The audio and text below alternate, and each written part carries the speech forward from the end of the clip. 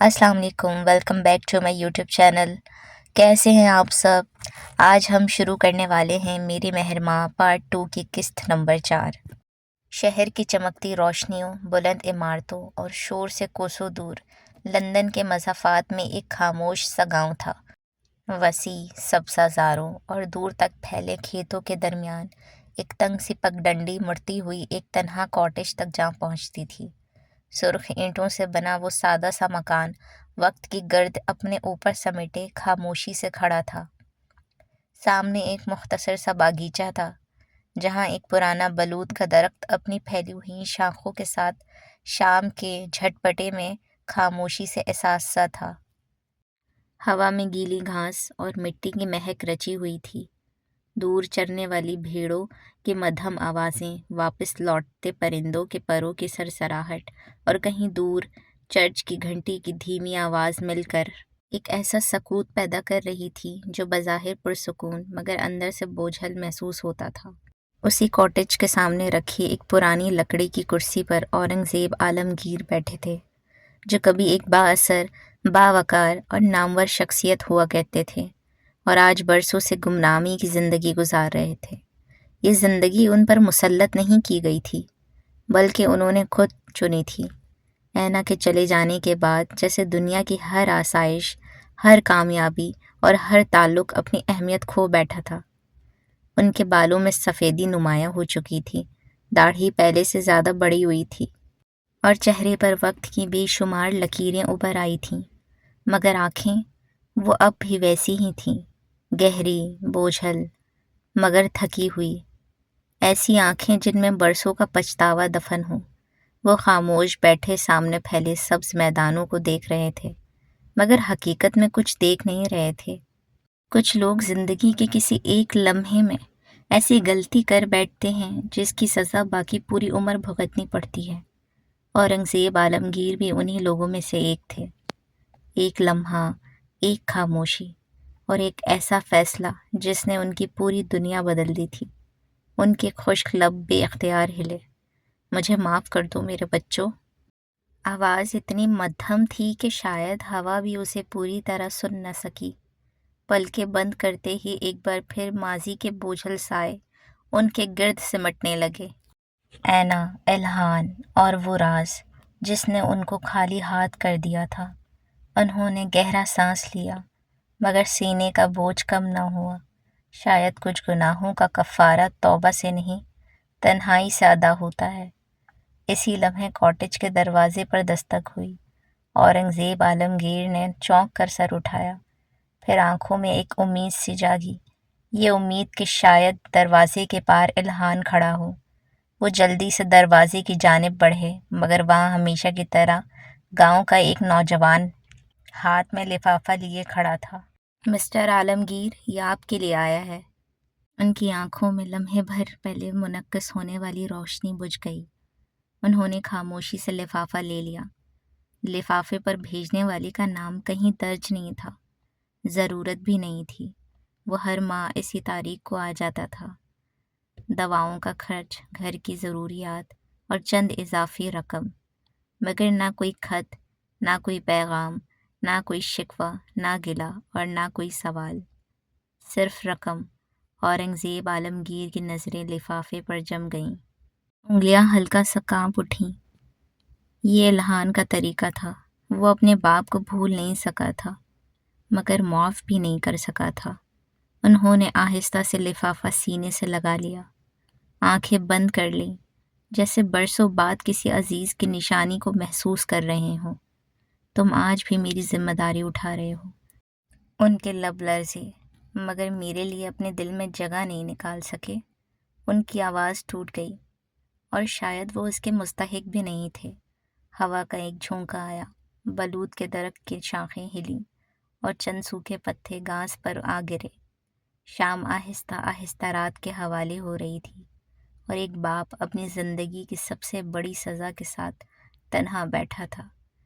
وہ سزا جو کسی عدالت نے نہیں سنائی تھی، بلکہ اس کی اپنی خاموشی نے اسے دی تھی۔ زندگی عجیب انصاف کرتی ہے۔ کچھ لوگوں کو ان کے گناہوں کی سزا عدالتیں سناتی ہیں، اور کچھ کو ان کے اپنے دل۔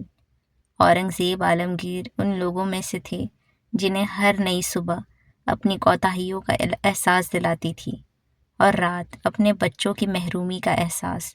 शायद इसीलिए सबसे भारी बोझ उम्र का नहीं, पछतावे का होता है, क्योंकि बुढ़ापा जिस्म को थकाता है मगर पछतावा रूह को, वो भी जिंदगी भर। बाग की नीम तारीक फिजा से निकलकर वो दोनों मेंशन की तरफ बढ़ने लगे। संगे मरमर की सीढ़ियां शाम की मध्यम रोशनी में हल्की सी चमक रही थीं और दरवाजे के अंदर से आती गर्म रोशनी जैसे उन्हें अपने अंदर समेट लेने को बेकरार थी। दिलावेज के कदम अब भी सुस्त थे, जबकि मीराहिल के कदम बज़ाहिर मामूल के मगर अंदर एक अनजाना सा खिंचाव लिए हुए थे। दरवाज़ा खुला और दोनों अंदर दाखिल हुए। वसी हॉल में खामोशी फैली हुई थी। दीवारों पर लगी लाइट्स नर्म सुनहरी रोशनी बिखेर रही थीं और दूर कहीं खड़ी की टिक-टिक इस खामोशी को मज़ीद गहरा कर रही थी। इसी लम्हे फ़ोन की घंटी बजी, एक तेज़ वाज़ेह आवाज़ जो इस सकूत को चीरती हुई गूंजी। मीर आहिल के कदम एक लम्हे को रुके। उसने जेब से मोबाइल निकाला, स्क्रीन पर नज़र डाली और फ़ौरन कॉल काट दी। दिलावेज की नज़र उसके चेहरे पर ठहर गई। वही हल्का सा तनाव, वही बारीक सी सख्ती जो उसने परसों रात भी महसूस की थी। वो कुछ कहने ही वाली थी कि फ़ोन दोबारा बज उठा। इस बार आवाज़ जैसे ज़्यादा तेज़ महसूस हुई।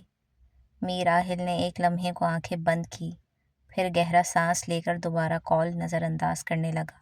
आहिल। दिलावेज की आवाज़ अब पहले जैसी नरम न थी, इसमें एक हल्की सी बेचैनी शामिल हो चुकी थी। वो इसके करीब आई। मुझे दें फ़ोन।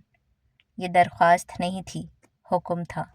लहजे में अजीब सी सख्ती अवध आई थी। मीर आहिल के हाथ में पकड़ा मोबाइल जैसे एक लम्हे को भारी हो गया।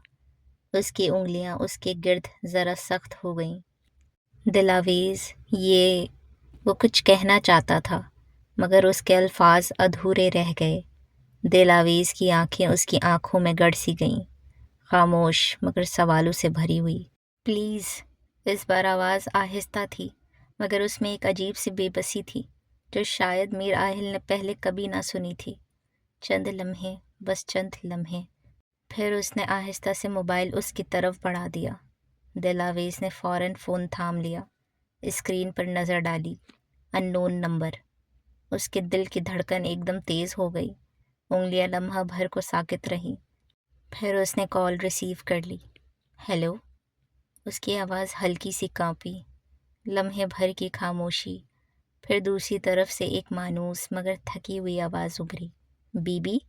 दिलावेज के माथे पर बल पड़े। जी कौन? मैं जलाली बोल रहा हूँ। ये नाम सुनते ही जैसे फिज़ा बदल गई। दिलावेज के चेहरे का रंग आहिस्ता आहिस्ता उतरने लगा। मीर आहिल जो एक तरफ खड़ा सब कुछ देख रहा था, अचानक चौंक कर सीधा हो गया। जलाली? बीबी, मीर सरकार। आवाज़ टूट रही थी। सांसें बेतरतीब थीं जैसे वो भाग कर आया हो या रोते रोते बोल रहा हो। क्या हुआ चाचू को? दिलावेज की उंगलियां मोबाइल के गिर्द जकड़ गईं। वो अपनी आखिरी सांसें गिन रहे हैं और दिलावेज को यूं लगा कि किसी ने उसके पैरों तले ज़मीन ज़ोर से खींच ली हो। खुदा के लिए एक बार आ जाएं पाकिस्तान। जलाली की आवाज़ अब इल्तिजा में बदल चुकी थी। बस एक बार। वो आपको देखना चाहते हैं, बहुत याद करते हैं, बड़े मालिक को बहुत कॉल्स करते हैं। अपनों से ऐसी भी क्या नाराज़गी बीबी कि मरते इंसान की इल्तिजाएं भी अनसुनी कर दी जाए। दिलावेज के हाथ कांपने लगे। उसने बेख्तियार मीर आहिल की तरफ देखा। वो साकित खड़ा था, बिल्कुल साकित। आंखें एक नुक्ते पर जमी हुई थीं, सांस जैसे रुक गई थी। फ़ोन अब भी उसके कान से लगा था मगर अल्फाज जैसे कहीं दूर खो गए थे। बीबी, सुन रही हैं आप? खुदा के लिए आप लोग आ जाएं। जलाली की आवाज़ ने उसे चौंकाया। जी हम पाकिस्तान आ रहे हैं। ये कहकर लाइन कट गई। हॉल में फिर से खामोशी छा गई, मगर ये वो खामोशी ना थी जो पहले थी। ये भारी थी, दम घूंट देने वाली। दिलावेज ने आहिस्ता से मोबाइल नीचे किया। उसके हाथ अब भी कांप रहे थे। चंद लम्हे वो बस मीर आहिल को देखती रही और फिर बहुत धीरे से उसे पुकारा। आहिल। उसकी आवाज़ में शिकवा था, सवाल था और एक अनजाना सा तासुर था। راحل نے آنکھیں بند کر لیں۔ ایک گہری بے آواز سانس اس کے سینے سے نکلی۔ 8 سال، 8 طویل سال، اور آج ماضی خود چل کر اس کے دروازے پر آ کھڑا ہوا تھا۔ ہال کی روشنی ویسی ہی تھی، گھڑی کی ٹک ٹک ویسی ہی تھی، مگر وہ نہیں جانتے تھے کہ برسوں سے دفن سچ زیادہ دیر مٹی تلے نہیں رہتے۔ ایک دن وہ خود راستہ بنا کر باہر آ جاتے ہیں، اور پھر صرف زندگیاں نہیں، تقدیریں بھی بدل جایا کرتی ہیں۔ لندن کی شام پر ایک عجیب سی اداسی اتری ہوئی تھی۔ آسمان پر سیاہی آہستہ آہستہ اپنی چادر پھیلا رہی تھی، اور شہر کی روشنیاں ایک ایک کر کے جاگ رہی تھیں۔ بارش تھم چکی تھی، مگر فضا میں نمی اب بھی موجود تھی۔ سڑکوں پر گزرتی گاڑیوں کی ہیڈ لائٹس گیلے فرش پر لمبی لمبی لکیریں کھینچ رہی تھیں۔ اسی شام لندن کے ایک نجی ہسپتال کی 14ویں منزل پر واقع کارڈک ICU کے باہر خاموشی کسی بوجھ کی طرح پھیلی ہوئی تھی۔ سفید دیواریں، اینٹی سیپٹک کی تیز بو، مشینوں کی وقفے وقفے سے بیپ بیپ سنائی دیتی، اور ان سب کے درمیان الہان اورنگزیب تیز قدموں سے چلتا ہوا ICU کی طرف بڑھ رہا تھا۔ سیاہ اوور کوٹ کے کالر اٹھے ہوئے تھے، جبڑے سختی سے بھینچے ہوئے تھے، اور آنکھوں میں پھیلی تھکن اس کے اندر جاری جنگ کی گواہی دے رہی تھی۔ اسے ابھی 1 گھنٹہ پہلے خبر ملی تھی کہ اورنگزیب عالمگیر کو شدید دل کا دورہ پڑا ہے، اور ان کی پہلی اور شاید آخری خواہش صرف الہان سے ملنا تھی۔ ICU کے باہر پہنچتے ہی اس کے قدم بے اختیار رک گئے۔ کمرے کے اندر اورنگزیب عالمگیر زندگی اور موت کے درمیان معلق پڑے تھے۔ سینے پر تاریں لگی تھیں، چہرہ زرد پڑ چکا تھا۔ وہ شخص جو کبھی اپنی شخصیت کے روپ سے محفلوں کو خاموش کر دیتا تھا، آج ایک کمزور بوڑھے آدمی کی صورت بستر پر پڑا تھا۔ الہان نے شیشے کے پار ایک نظر ڈالی اور فوراً نظریں پھیر لیں۔ پرانے زخم تازہ ہونے لگے۔ اتنے برس گزرنے کے باوجود آج بھی اینا کی قبر کی مٹی اس کے دل سے نہیں جھڑی تھی۔ وہ ایک قدم پیچھے ہوا، کیونکہ اورنگزیب اور الہان کے درمیان ماضی آ گیا تھا۔ وہ رات، وہ قیامت خیز رات جب اس نے اینا کا کنفیشن ویڈیو وائرل کیا تھا۔ ہر نیوز چینل، ہر سوشل میڈیا پلیٹ فارم، ہر اخبار صرف ایک نام دہرا رہا تھا، اینا اورنگزیب۔ ہاں، میں نے ہی سب کیا ہے، دل آویز پر فائر میں نے کروایا ہے۔ وہ اعتراف، وہ ویڈیو، وہ چند سیکنڈز، اور پھر دنیا کا بے رحم فیصلہ، لوگوں کی نفرت، میڈیا کا شور، اور اینا کی خودکشی۔ اپنا خیال رکھنا اینا، کیونکہ آج کے بعد ہم دونوں کبھی نہیں ملیں گے۔ وہ قبولیت کا وقت تھا۔ الہان کی بات سچ ہو گئی تھی۔ وہ ملاقات دونوں کی آخری ملاقات ثابت ہوئی تھی۔ اسی لمحے ICU کا دروازہ کھول کر ایک ڈاکٹر باہر آیا۔ مسٹر الہان، اس نے گھبرا کر اپنے ارد گرد دیکھا۔ وہ حال میں واپس آ چکا تھا۔ جی، الہان نے تیز سانسوں کے درمیان بمشکل جواب دیا۔ آپ کے ڈیڈ آپ سے ملنا چاہتے ہیں۔ چند لمحے خاموشی رہی، پھر اس کے لبوں پر تلخ مسکراہٹ ابھری۔ شاید آپ غلط آدمی سے بات کر رہے ہیں۔ ڈاکٹر چونکا۔ الہان کی نظریں شیشے کے اس پار جمی تھیں۔ میرا باپ 8 سال پہلے مر گیا تھا۔ ڈاکٹر کچھ کہنے ہی والا تھا کہ پیچھے سے ایک نرس جلدی جلدی آئی۔ سر، مریض بار بار اپنے بیٹے کا نام لے رہے ہیں۔ الہان کے دل میں جیسے کسی نے ناخن گاڑ دیے، مگر چہرہ بدستور بے تاثر رہا۔ اورنگزیب عالمگیر کی آنکھیں دروازے پر جمی ہوئی تھیں۔ ہر آہٹ پر ان کا دل بے اختیار دھڑک اٹھتا۔ شاید وہ آ گیا ہو، شاید، مگر دروازہ خاموش رہا۔ ان کی آنکھوں میں نمی تیر گئی۔ کمزور ہاتھ کانپتے ہوئے چادر پر سرک گیا۔ نہ چاہتے ہوئے بھی وہ کمرے کا دروازہ کھولتے ہوئے اندر داخل ہو گیا۔ نظریں زمین پر جمی تھیں، ہاتھ ٹھنڈے ہو گئے تھے۔ ان کے درمیان سب ختم ہو گیا تھا، اور جو ختم ہوا تھا اس کی شروعات 9 سال پہلے اس رات سے ہوئی تھی، جس رات دل آویز پر قاتلانہ حملہ ہوا تھا۔ Avari hotel, Birmingham. اینا ہوٹل کی کمرے کی بیلکنی میں کھڑی فون پر اورنگزیب عالمگیر سے بات کر رہی تھی۔ ہوا اس کے بالوں کو بار بار چہرے پر بکھیر رہی تھی۔ دوسری طرف اورنگزیب کی آواز غیر معمولی طور پر بے چین تھی۔ میں نے یہ سب تمہارے لیے کیا تھا اینا۔ اینا ہلکے سے مسکرائی۔ ڈیڈ، آپ کو پریشان ہونے کی بالکل ضرورت نہیں۔ تم نہیں جانتی حالات کتنے خراب ہیں۔ میں سب جانتی ہوں۔ اس نے آسمان کی طرف دیکھا۔ لیکن آپ فکر نہ کریں۔ کیسے فکر نہ کروں؟ آہل نے پورے شہر کو سر پر اٹھا لیا ہے۔ اینا کی آنکھوں میں نمی تیر گئی۔ اسے دل آویز کی خوش قسمتی پر پہلی بار رشک ہوا تھا۔ کم از کم کوئی تو تھا جو اس کے لیے دنیا سے لڑنے کو تیار تھا۔ لمحے بھر کے لیے اس کا سانس رکا، پھر سر جھٹک کر بولی، آپ نے ہمیشہ میری فکر کی ہے ڈیڈ، اب میری باری ہے۔ دوسری طرف چند لمحوں کی خاموشی چھا گئی، پھر اورنگزیب عالمگیر کی بھاری آواز سنائی دی، اگر مجھے کچھ ہو جاتا ہے تو تم اور الہان۔ ڈیڈ! اینا نے فوراً انہیں ٹوکا، ایسی بات دوبارہ مت کیجیے گا۔ اس کی آواز میں پہلی بار کپاہٹ آئی تھی۔ جب تک میں ہوں آپ کو کچھ نہیں ہوگا۔ دوسری طرف چند لمحوں تک خاموشی رہی، پھر اورنگزیب نے بھاری سانس لی۔ اسی بات سے ڈرتا ہوں اینا کہ تم ہمیشہ دوسروں کو بچاتے بچاتے خود کو بھول جاتی ہو۔ آئی لو یو ڈیڈ، کہتے ہوئے اینا نے کال کاٹ دی اور موبائل ایک طرف پھینک دیا۔ اس کے چہرے پر عجیب سا سکون اتر آیا تھا، اور اسی پل اینا اورنگزیب نے فیصلہ کر لیا تھا، کچھ جنگیں جیتنے کے لیے زندہ رہنا ضروری نہیں ہوتا۔ وہ اینا اورنگزیب تھی، اسے موت قبول تھی مگر شکست نہیں، اور آج 9 سال بعد اس فیصلے کے ملبے تلے دبے دو انسان ایک بار پھر آمنے سامنے کھڑے تھے، ایک بستر مرگ پر اور دوسرا اپنے ضمیر کے بوجھ تلے۔ الہان نے آہستہ سے سر اٹھایا۔ کمرے میں مشینوں کی مسلسل بیپ بیپ گونج رہی تھی۔ اورنگزیب عالمگیر کی کمزور نظریں الہان پر جمی تھیں، جیسے وہ برسوں سے اسی لمحے کا انتظار کر رہے ہوں، جیسے موت سے پہلے انہیں صرف ایک حساب چکانا باقی رہ گیا ہو۔ اپنے ڈیڈ کو معاف کر دو الہان، اورنگزیب عالمگیر کی آواز ٹوٹ کر نکلی۔ سب میری غلطی تھی بیٹا۔ الہان نے گیلی پلکوں کو دھیرے سے اٹھا کر انہیں دیکھا۔ پہلی بار اسے اپنے سامنے کوئی طاقتور آدمی نہیں بلکہ ایک ٹوٹا ہوا باپ نظر آیا تھا۔ اس کا دل نرم پڑنے لگا۔ اس رشتے کی حرمت نے اس کے دل پر چڑھی بے حسی کی تہ میں دراڑ ڈال دی۔ کمرے میں چند لمحوں کی خاموشی چھا گئی، اور ان خاموش لمحوں میں اس نے پہلی دفعہ خود سے استفسار کیا، کیا واقعی صرف ڈیڈ کی غلطی تھی؟ قصوروار وہ تھے تو صحیح الہان بھی نہیں تھا؟ نہیں، الہان کی بھاری آواز گونجی۔ اورنگزیب نے چونک کر اسے دیکھا۔ سب آپ کی غلطی نہیں تھی۔ الہان کی آنکھوں میں نمی تیرنے لگی۔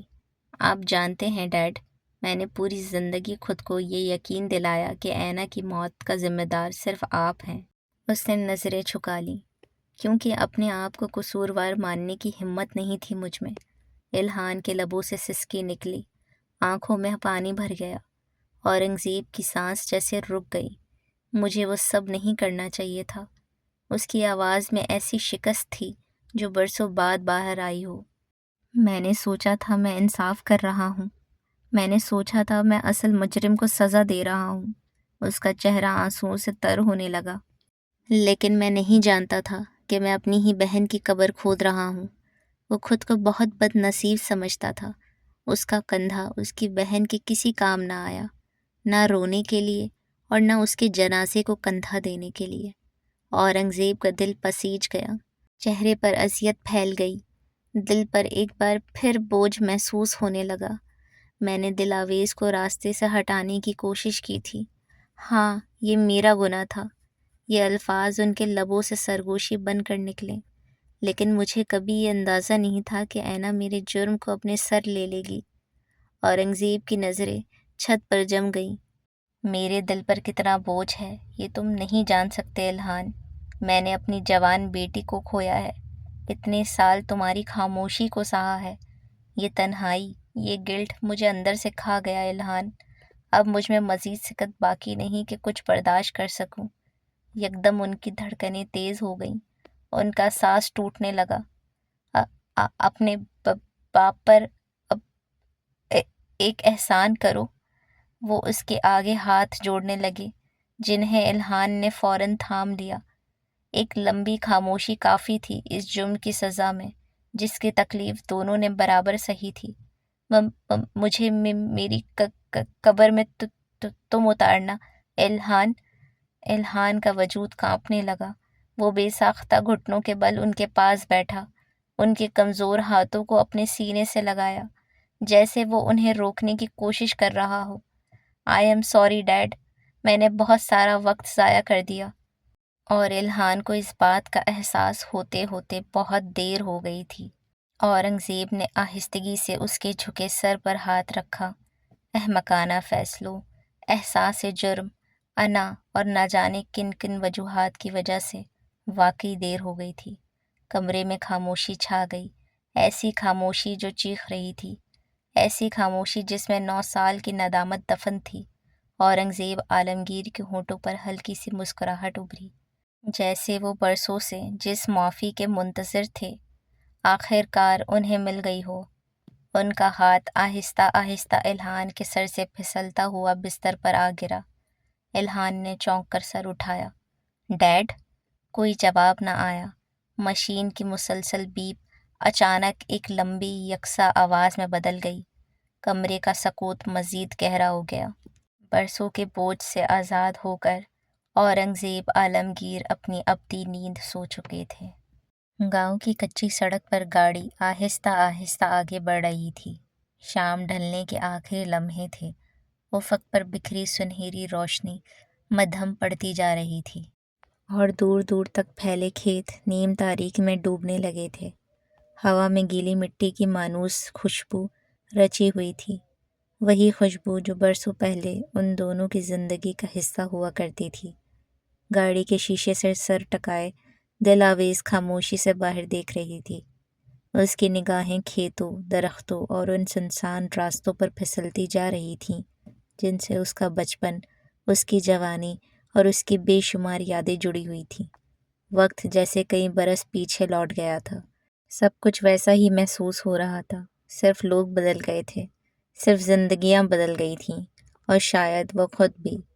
دل آویز کے ہونٹوں پر ایک دھیمی، تھکی ہوئی مسکراہٹ ابھری، مگر اسی مسکراہٹ کے پیچھے ایک گہرا ملال بھی پوشیدہ تھا۔ کچھ یادیں ایسی ہوتی ہیں جنہیں انسان جتنا پیچھے چھوڑنے کی کوشش کرے وہ اتنی ہی شدت سے لوٹ آتی ہیں۔ اس نے آہستگی سے پہلو میں بیٹھے میر آہل کی طرف دیکھا۔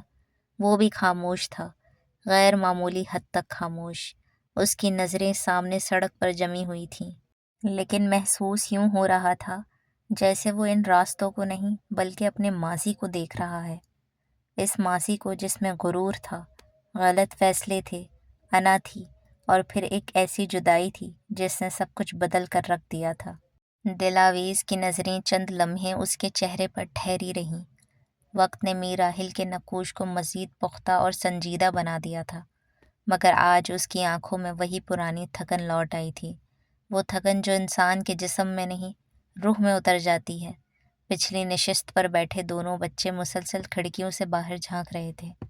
ان کے لیے یہ سب نیا تھا، اجنبی تھا، مگر میر آہل اور دل آویز کے لیے یہ واپسی تھی، اپنے جڑوں کی طرف، اپنے ماضی کی طرف، اور شاید اپنے ان زخموں کی طرف جن پر وقت نے گرد تو جما دی تھی مگر انہیں مٹایا نہیں تھا۔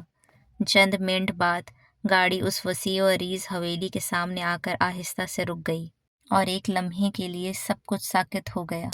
دل آویز کی سانسیں جیسے سینے میں ہی رک گئیں۔ میر آہل کے ہاتھ اس اسٹیئرنگ پر جمود کا شکار ہوئے۔ کوئی کچھ نہیں بولا، کوئی بول ہی نہیں سکا، کیونکہ سامنے ان کی حویلی کھڑی تھی، برسوں بعد بھی ویسی ہی باوقار، ویسی ہی خاموش اور پراسرار، جیسے وقت نے اس کے در و دیوار کو چھوا ہی نہ ہو۔ مگر وہ دونوں جانتے تھے وقت نے حویلی کو نہیں، اس میں بسنے والوں کو بدل دیا تھا۔ دل آویز کی پلکیں دھیرے سے جھک گئیں، نہ جانے کتنی تصویریں اس کی آنکھوں کے سامنے گردش کرنے لگیں۔ وہ پہلی آمد، وہ بے شمار شامیں، وہ خواب، وہ آنسو، وہ لمحے جنہیں اس نے جینے کے لیے برسوں تڑپ کر گزارا تھا۔ اس کے گلے میں ایک انجانا سا بوجھ اترنے لگا۔ اسی لمحے اس نے اپنے ہاتھ پر ایک گرم لمس محسوس کیا، میر آہل کا ہاتھ۔ اس نے خاموشی سے اس کی انگلیاں اپنی گرفت میں لے لی تھیں۔ دل آویز نے سر اٹھا کر اسے دیکھا۔ ان دونوں کی نگاہیں ایک دوسرے سے ملی اور برسوں کا سفر ایک لمحے میں سمٹ آیا۔ ان نگاہوں میں خوشی بھی تھی، اداسی بھی، شکر بھی، اور ایک عجیب سی الجھن بھی تھی۔ اور ایک ایسا پچھتاوا بھی جسے لفظوں میں بیان نہیں کیا جا سکتا تھا۔ میر راحل نے حویلی کی جانب دیکھا۔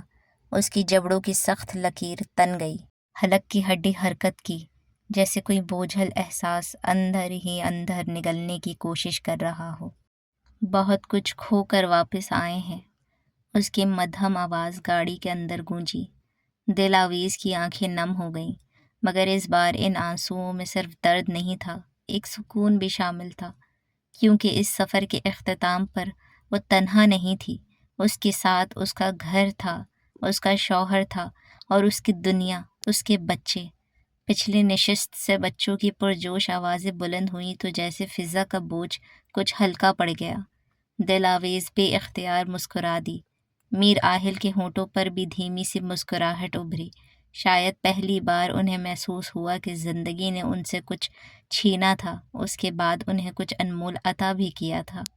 گاڑی کا دروازہ کھلا، ہوا کا ایک مانوس جھونکا ان دونوں سے آ ٹکرایا۔ ابھی وہ پوری طرح باہر بھی نہیں نکلے تھے کہ حویلی کے بڑے دروازے پر کھڑا ایک بوڑھا وجود لرزتے قدموں کے ساتھ ان کی طرف بڑھا۔ Be be? جلالی کی آواز رند گئی۔ دل آویز نے اسے دیکھا تو آنکھیں نم ہو گئیں۔ وقت نے اس کے بالوں کو مکمل سفید کر دیا تھا، کمر جھک چکی تھی مگر آنکھوں میں آج بھی وہی اپنائیت تھی۔ جلالی چاچا؟ دل آویز بے اختیار اس کے قریب گئی۔ جلالی نے لرزتے ہاتھوں سے اس کے سر پر ہاتھ پھیرا۔ آخر آپ آ گئیں بی بی۔ اس کی آنکھوں سے آنسو بہہ نکلے، پھر اس کی نظریں میر آہل پر پڑی۔ بڑے مالک، بس اتنا ہی کہہ سکا۔ میر آہل نے آگے بڑھ کر اس کے کندھے پر ہاتھ رکھا۔ آپ کیسے ہیں؟ جلالی نے نم آنکھوں سے سر ہلایا۔ ہم تو ٹھیک ہیں بڑے مالک، مگر میر سرکار ٹھیک نہیں ہے، وہ آپ لوگوں کا ہی انتظار کر رہے ہیں۔ فضا ایک بار پھر بوجھل ہو گئی۔ جلالی نے مزید وقت ضائع نہیں کیا اور انہیں سیدھا حویلی کے اندر لے گیا۔ وسیع راہداریوں سے گزرتے ہوئے ہر قدم کے ساتھ دل آویز کا دل زور زور سے دھڑکنے لگا۔ آخر کار وہ اس کمرے کے سامنے پہنچے جہاں کبھی حویلی کے سب سے طاقتور انسان کی آواز گونجا کرتی تھی۔ جلالی نے خاموشی سے دروازہ کھولا۔ کمرے میں ہلکی سی دوا کی بو پھیلی ہوئی تھی۔ کھڑکی کے پردے آہستہ آہستہ ہل رہے تھے اور بیڈ پر لیٹا وجود اب وہ میر خلیل نہیں لگ رہا تھا جس سے کبھی پورا علاقہ خوف کھاتا تھا۔ وہ صرف ایک بوڑھا، تھکا ہوا اور ٹوٹا ہوا انسان تھا جو اپنی آخری سانسوں کے سہارے زندہ تھا۔ دروازہ کھلنے کی آواز پر انہوں نے بڑی مشکل سے آنکھیں کھولی۔ چند لمحے دھندلی نگاہیں سامنے کھڑے لوگوں کو پہچاننے کی کوشش کرتی رہیں، پھر اچانک ان کی آنکھوں میں روشنی سی بھر گئی۔ آہل؟ آواز بمشکل نکلی۔ میر آہل کے قدم جیسے زمین میں گڑ گئے۔ دل آویز کی آنکھوں سے آنسو بہنے لگے۔ میر خلیل نے کانپتے ہاتھ آگے بڑھائے۔ میر آہل نے ایک لمحہ آنکھیں بند کی۔ ذہن کے پنوں پر بہت کچھ ابھرا جسے ذہن سے جھٹکتے ہوئے آہل نے آگے بڑھ کر ان کے ہاتھ تھام لیے۔ اگلے ہی لمحے میر خلیل اسے اپنے سینے سے لگانے کی کوشش کرنے لگے۔ برسوں کی دوری، ناراضگی اور ضد ایک لمحے کے لیے بے معنی ہو گئی۔ دل آویز بھی قریب آئی تو انہوں نے اسے بھی اپنے بازوؤں میں سمیٹ لیا۔ دل آویز پھوٹ پھوٹ کر رو پڑی۔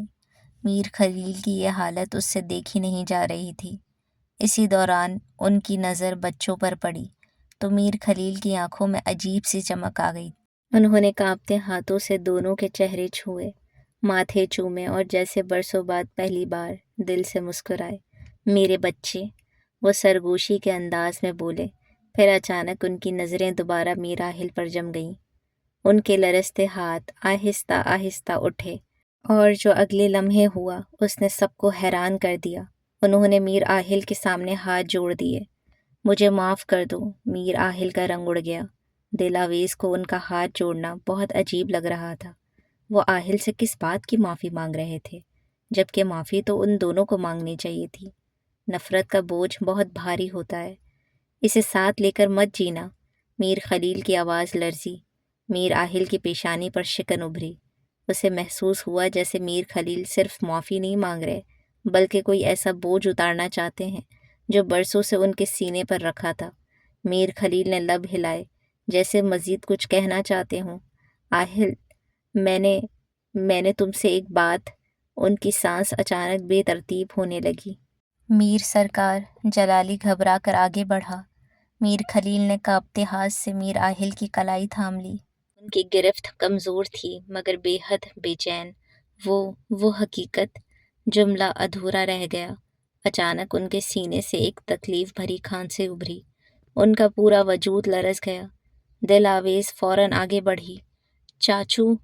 کمرے میں ایک ہلچل سی مچ گئی۔ جلالی دوڑ کر پانی لایا، جبکہ بچوں کے چہروں پر خوف اتر آیا۔ میر آہل نے سہارا دے کر انہیں سیدھا بٹھانے کی کوشش کی مگر ان کی سانسیں تیزی سے چلنے لگی تھیں۔ ڈاکٹر کو بلاؤ! دل آویز تقریباً چیخی تھی۔ جلالی فوراً باہر کی طرف بھاگا۔ میر خلیل کے پلکیں بوجھل ہونے لگیں۔ انہوں نے ایک بار پھر میر آہل کو دیکھا، جیسے بہت کچھ کہنا باقی رہ گیا ہو۔ ان کی آنکھوں میں پچھتاوا بھی تھا، التجا بھی، اور ایک ایسا راز بھی جو ابھی لفظوں تک نہیں پہنچ پایا تھا۔ آہل!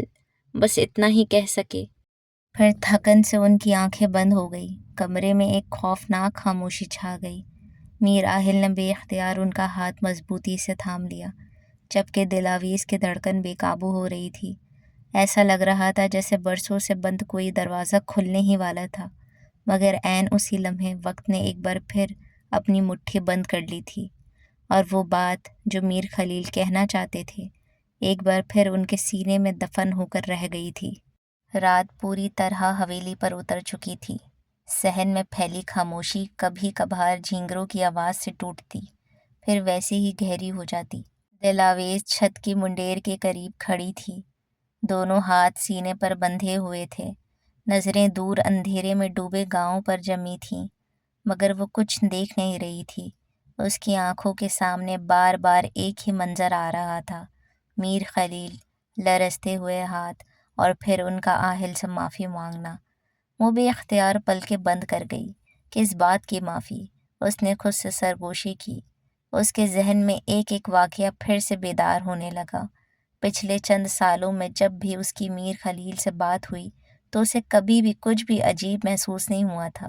کوئی بات، کوئی انداز جسے دیکھ کر اسے کچھ غیر معمولی سا لگتا، مگر ایسا کچھ نہیں تھا۔ اب یہ اس کی غفلت تھی یا میر خلیل اور آہل کی بے مثال مہارت؟ ان دونوں نے ہی کبھی اس پر کچھ بھی ظاہر ہونے نہیں دیا۔ پھر زلیخا چاچی اور ریما کی وفات کی خبر بھی اس سے پوشیدہ رکھی گئی۔ اس بات پر وہ آہل سے بہت ناراض ہوئی تھی۔ آپ مجھ سے اتنی بڑی بات کیسے چھپا سکتے ہیں؟ اور جواب میں وہ صرف اتنا ہی بولا تھا، تم اس وقت حاملہ تھی دل آویز۔ میں تمہیں کوئی ایسا صدمہ نہیں دینا چاہتا تھا جس کا اثر تم پر یا ہمارے بچے پر پڑے۔ جس پر دل آویز نے مزید سوال نہیں کیا تھا۔ اس نے اس وضاحت کو محبت کی دلیل سمجھ کر قبول کر لیا تھا۔ مگر آج دل کہہ رہا تھا کہ بات صرف اتنی نہیں تھی، کوئی ایسی حقیقت ضرور تھی جس کے گرد برسوں سے خاموشیوں کی دیوار کھڑی کی جا رہی تھی۔ پیچھے ہلکے قدموں کی آواز آئی۔ دل آویز نے پلٹ کر نہیں دیکھا۔ وہ جانتی تھی کہ میر آہل ہے۔ وہ چند قدم کے فاصلے پر رک گیا۔ کافی دیر تک دونوں میں سے کوئی کچھ نہ بولا۔ آخر اس نے دھیرے سے کہا، رات ٹھنڈی ہے، نیچے چلیں؟ دل آویز کی نظریں اب بھی سامنے تھیں۔ آہل کی بات اسے ناگوار گزری۔ آپ کو سردی کی فکر ہے؟ غصے سے استفسار کیا، یا اس بات کی کہ میں زیادہ دیر اکیلی رہی تو بہت سے سوال سوچنے لگوں گی جس کا جواب آپ دے نہیں سکیں گے؟ میر آہل نے ضبط سے ٹھنڈی آہ بھری۔ دل آویز، نہیں۔ اس نے پہلی بار اس کی طرف دیکھا۔ وہ نظر شکایت سے بھری ہوئی تھی۔ آج آپ میری بات سنیے اور درمیان میں مت ٹوکیے گا۔ میر آہل خاموش ہو گیا۔ دل آویز آہستہ آہستہ اس کی طرف بڑھی۔ مجھے سمجھ نہیں آ رہا، اس نے اس کی آنکھوں میں دیکھتے ہوئے کہا۔ میں آپ پر یقین کروں یا اپنی آنکھوں پر؟ تم کہنا کیا چاہتی ہو؟ میر آہل کا جبڑا بھنج گیا۔ یہی کہ اس نے گہرا سانس لیا۔ آج چاچو نے آپ کے سامنے ہاتھ کیوں جوڑے؟ خاموشی۔ وہ کس بات کی معافی مانگ رہے تھے؟ خاموشی پہلے سے زیادہ بھاری ہو گئی۔ اور وہ کون سی حقیقت تھی؟ دل آویز کی آواز بھرا گئی۔ جو وہ آپ کو بتانا چاہتے تھے۔ میر آہل نے نظروں کا زاویہ بدلا۔ بس یہی ایک حرکت دل آویز کے دل میں کسی خنجر کی طرح اتری تھی۔ ثابت ہو گیا تھا کہ وہ کچھ چھپا رہا تھا۔ آپ جانتے ہیں، وہ دھیرے سے بولی، آپ کچھ جانتے ہیں، دلاویز نہیں آہل، اس نے پہلی بار ذرا بلند لہجے میں کہا۔ اس بار مجھے خاموش مت کریں، پلیز بتائیں آپ مجھ سے کیا چھپا رہے ہیں؟ ہوا کا ایک سرد سا جھونکا دونوں کے درمیان سے گزرا۔ ان 8 سالوں میں نے جب آپ سے پاکستان چلنے کا کہا تو آپ نے کوئی نہ کوئی بہانہ بنا دیا۔ مجھے جلالی چاچا نے بتایا کہ آپ نے ان 8 سالوں میں ایک دفعہ بھی چاچو سے بات نہیں کی، کبھی کال کر کے ان کا حال احوال تک نہیں پوچھا، جبکہ مجھ سے آپ اتنے سالوں تک جھوٹ بولتے رہے۔ ہر جملے کے ساتھ اس کی آواز ٹوٹتی جا رہی تھی۔ یہ کون ہے؟ میں اس انسان کو نہیں جانتی۔ کوئی اپنوں کے لیے اتنا سخت دل کیسے ہو سکتا ہے؟ دلاویز افسوس سے آہل کی جانب دیکھ رہی تھی جو بت بنا کھڑا تھا۔ ایک پل کے لیے کرب و جوار میں واقعی سناٹا چھا گیا۔ میں نے کبھی آپ پر شک نہیں کیا، آپ پر اندھا اعتماد کیا، آپ کے ہر فیصلے، ہر بات پر لبیک کہا، لیکن آج… وہ چند لمحے کے لیے خاموش رہی۔ آج پہلی بار لگ رہا ہے کہ میں نے غلط کیا، مجھے آپ پر اندھا اعتماد نہیں کرنا چاہیے تھا۔ میر آہل نے فوراً اس کی طرف قدم بڑھایا۔ ایسا مت کہو۔ تو پھر کیا کہوں؟ اس کی آنکھوں سے آنسو بہہ نکلے۔ یہ کہ زلیخا چاچی مر گئی مجھے مہینوں بعد معلوم ہوا۔ اس کی آواز کے کرب نے میر آہل کے دل پر ایک اور ضرب لگائی۔ یہ کہ ریما دنیا سے چلی گئی اور میں بے خبر رہی۔ میر آہل نے بے اختیار نظریں چرا لی۔ یہ کہ چاچو مرتے مرتے آپ کے سامنے ہاتھ جوڑتے رہے ہیں اور مجھے اب بھی معلوم نہیں کہ کیوں۔ دلاویز کی بھیگی ہوئی آنکھیں مسلسل اس کے چہرے سے جواب مانگ رہی تھی۔ ہر سوال کے ساتھ میر آہل کے چہرے کا رنگ پھیکا پڑتا جا رہا تھا۔ دلاویز نے لرزتی آواز میں آخری سوال کیا۔ آخر کب تک مجھے اندھیرے میں رکھیں گے؟ وہ پہلی ہی ذہنی اور جذباتی دباؤ کے حصار میں قید تھی۔ یہ بات گویا آخری ضرب ثابت ہوئی جس نے اس کے صبر و ضبط کی دیوار یکسر ڈھا دی، اور برسوں سے دل میں دبے جذبات ایک ہی لمحے میں آتش فشاں کی مانند پھوٹ پڑے۔ میر آہل نے آہستہ سے آنکھیں بند کر لیں، جیسے برسوں سے دبایا ہوا بوجھ پھر سے سینے پر آ بیٹھا ہو۔ بہت دیر بعد اس نے بمشکل کہا، میں نے جو کچھ بھی کیا، اس کی آواز بے حد دھیمی تھی، ہماری بھلائی کے لیے کیا۔ دلاویز نے فوراً سر ہلایا۔ نہیں۔ اس کی آنکھوں میں اس بار آنسوؤں سے زیادہ دکھ تھا۔ جس بھلائی کی بنیاد جھوٹ یا چھپائی گئی حقیقت پر ہو، وہ بھلائی نہیں ہوتی آہل۔ زندگی میں پہلی دفعہ دلاویز نے اس سے اتنی سختی سے بات کی تھی جو میر آہل سے برداشت نہیں ہو رہا تھا۔ اس نے ہاتھ بڑھایا مگر دلاویز ایک قدم پیچھے ہٹ گئی۔ اس کی بے رخی تو آہل کے لیے جان لیوا ثابت ہو رہی تھی۔ پہلی بار ان کے درمیان صرف چند قدموں کا نہیں بلکہ اعتماد کا فاصلہ آ کھڑا ہوا تھا، اور شاید یہی فاصلہ آنے والے انکشافات کی سب سے بڑی وجہ بننے والا تھا۔ چلے جی، اسی کے ساتھ میرے مہرماں پارٹ 2 کی قسط نمبر 4 بھی مکمل ہو گئی ہے۔ تو جانے سے پہلے لائک، کامنٹ اور شیئر لازمی کیجیے گا۔ میرے چینل کو لازمی سبسکرائب کریں اور بیل آئیکن کو دبانا مت بھولیے گا۔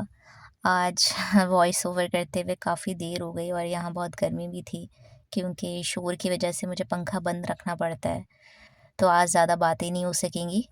اس لیے اپنا خیال رکھیں، خوش رہیں، آباد رہیں۔ ملتے ہیں اگلے ایپیسوڈ میں، تب تک کے لیے فی امان اللہ۔